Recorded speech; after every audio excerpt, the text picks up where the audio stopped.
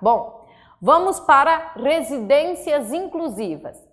Residência inclusiva é um programa do governo vinculado à SUAS, que é o Sistema Único de Assistência Social, em que eles constroem residências. Essas residências devem estar localizadas assim dentro do contexto urbano, quer dizer, não pode ser uma residência retirada, ela tem que estar no contexto urbano.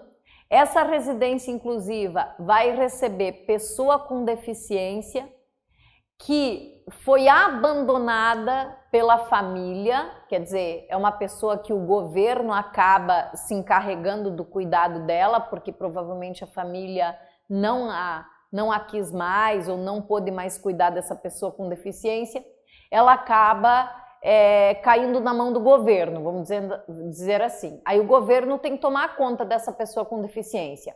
O governo então aluga uma casa ou constrói uma casa. Essa casa ela vai então abrigar essas pessoas com deficiência, mas são pessoas dependentes de cuidados por parte do governo, ou seja, o governo tem que colocar ali outras pessoas, cuidadores, assim, que possam tomar conta dessas pessoas com deficiência, tá? Isso é o conceito de residência inclusiva. Eu vou ler para você. Residências inclusivas, unidades de oferta do serviço de acolhimento do Sistema Único de Assistência Social, SUAS, localizadas em áreas residenciais da comunidade, com estruturas adequadas, que possam contar com apoio psicossocial para o atendimento das necessidades da pessoa acolhida. Ela é destinada tanto a jovens quanto a adultos com deficiência em situação de dependência que não dispõem de condições de se autossustentar e com vínculos familiares fragilizados ou rompidos. Então é bem isso que eu te expliquei. Essa pessoa com deficiência, ela teve o laço familiar rompido ou tá com dificuldades com a família não consegue tomar conta dessa pessoa com deficiência. O governo então absorve essa pessoa, toma conta dela, cria uma residência inclusiva, lá vão morar várias pessoas com deficiência, jovens e adultos, e elas não têm condições de se autossustentar, elas são dependentes do apoio do poder público.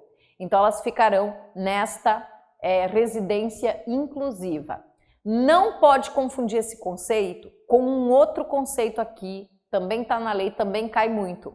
Moradia para a vida independente da pessoa com deficiência. Moradia para a vida independente da pessoa com deficiência.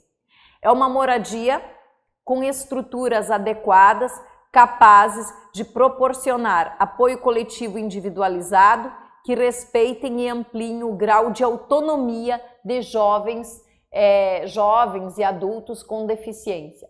Então, qual é a diferença entre a residência inclusiva, que é um programa do governo SUAS, onde vão ficar pessoas com deficiência, que não têm condições de se autossustentar, que são dependentes de cuidados e que estão com laços familiares rompidos, fragilizados. Esse conceito é diferente da moradia para a vida independente da pessoa com deficiência. Esta última é uma moradia adequada para aquela pessoa com deficiência. Ela pode ser uma moradia coletiva ou pode ser uma moradia até individual, mas ela foi adequada de tal forma que aquela pessoa com deficiência, ela vive num grau de autonomia, ou seja, não precisa ninguém tomando conta dela. Ela mesma consegue viver naquele ambiente, naquela moradia que foi todo projetado para a deficiência que ela tem. Então ali ela mora com autonomia, diferente da residência inclusiva, onde tem grau de dependência e o poder público tem que colocar pessoas ali para dar um apoio, como diz ali, psicossocial, ou seja, são pessoas com deficiência que têm uma dependência, aí fica na residência inclusiva. e outras pessoas com deficiência podem ficar numa moradia para a vida independente da pessoa com deficiência, ou seja, uma moradia projetada, adequada para a deficiência da pessoa e que então ela tem autonomia, ela consegue viver ali sozinha, cuidar, tomar conta da casa com autonomia. Essa é a diferença entre os dois conceitos, tá? Depois tem atendente pessoal, também é um conceito previsto em lei e designa aquela pessoa, pode ser membro da família ou não, pode ser remunerada ou não, pode ser contratada ou membro da família, pode receber salário ou não, mas o atendente pessoal é a pessoa que cuida de uma pessoa com deficiência, ela cuida, ela ajuda a pessoa com deficiência a exercer as atividades diárias, né? Depois você tem o profissional de apoio escolar, que é um profissional que encontramos na escola.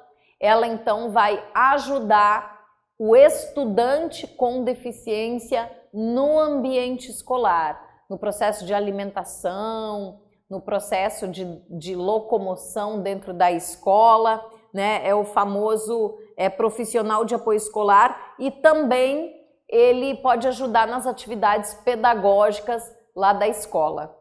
E temos o acompanhante, que é outro conceito, é o cara que acompanha a pessoa com deficiência quando ela tem que sair de casa, quando ela tem que praticar atos da vida civil. Então, alguém acompanha aquela pessoa com deficiência. Ele é chamado pela lei de acompanhante. Então, cuidado, tem o atendente pessoal, que é a pessoa que cuida da pessoa com deficiência naquelas atividades diárias em casa.